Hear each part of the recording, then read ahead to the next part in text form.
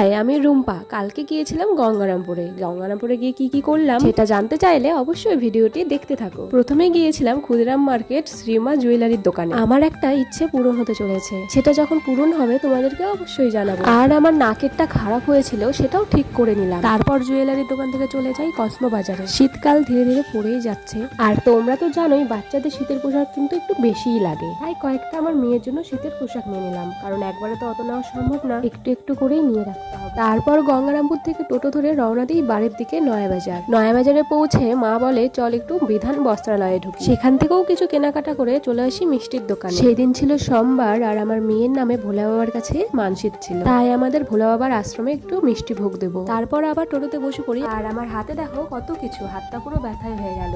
অবশেষে বাড়ি পৌঁছে গেছি, আর আমার অবস্থা দেখো পুরো পাগলের মতো। তারপর ফ্রেশ হয়ে নাকেরটাও পরে নিয়েছি। আজকের মতো এইটুকুই, সবাইকে টাটা, গুড নাইট।